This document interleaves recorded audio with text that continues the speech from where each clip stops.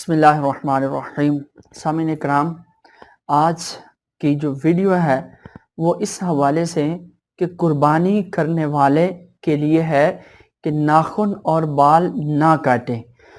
ناخن کاٹنا اور بال نہ کٹوانا کس حد تک یہ جائز ہے، کب تک یہ جائز ہے اور کب تک جائز نہیں ہے، کہ ایک حدیث مبارکہ ہے جس کا مفہوم ہے کہ اللہ کے نبی علیہ السلام نے فرمایا کہ جب عشرہ آ جائے، یعنی قربانی ذوالحجہ کا چاند جب نظر آئے، جب عشرہ آ جائے اور تم میں سے کوئی قربانی کرنا چاہے تو اپنے بال و کھال کو بالکل ہاتھ نہ لگائے۔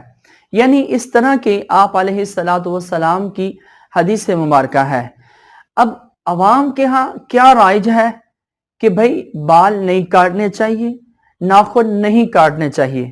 آیا کہ یہ کس حد تک یہ جائز ہے اور کب تک یہ جو ہے وہ ناجائز ہے، اور اس کے پیچھے پس منظر کیا ہے، یہ آپ کی خدمت میں پیش کروں گا۔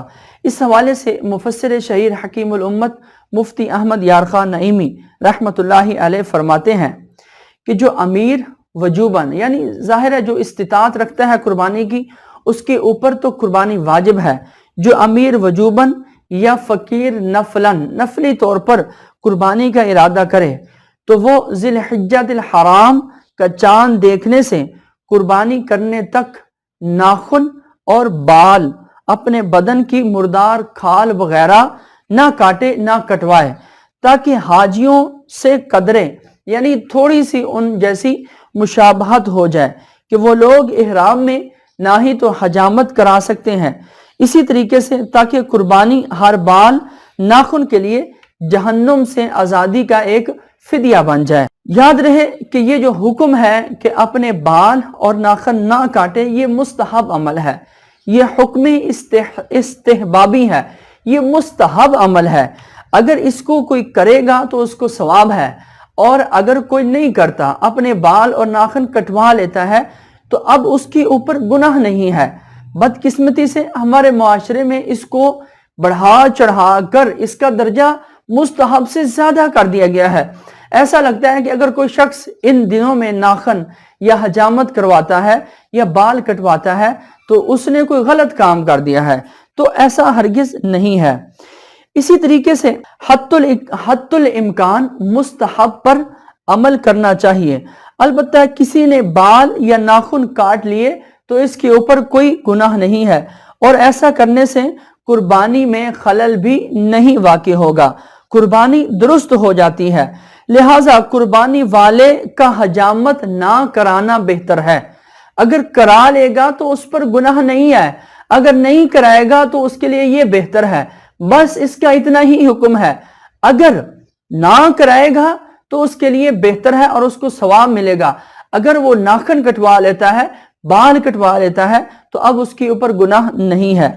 مفتی صاحب فرماتے ہیں بلکہ جو قربانی نہ کر سکے، غریب ہے، نادار ہے، مفلس ہے، وہ بھی اس عشرہ یعنی ذوالحجہ الحرام کی ابتدائی 10 ایام میں حجامت نہ کرائے، بقرہ عید کے دن بعد نماز عید حجامت کرائے تو اس کو انشاءاللہ قربانی کا ثواب ملے گا۔